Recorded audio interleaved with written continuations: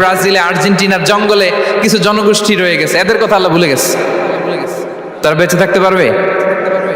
আফ্রিকার জঙ্গলে যারা আছে তাদেরকেও যে রিজিক দিতে হবে, যখন যেটা লাগে সরবরাহ করতে হবে, এটা যদি আল্লাহ ভুলে যায় তোরা বাঁচবে?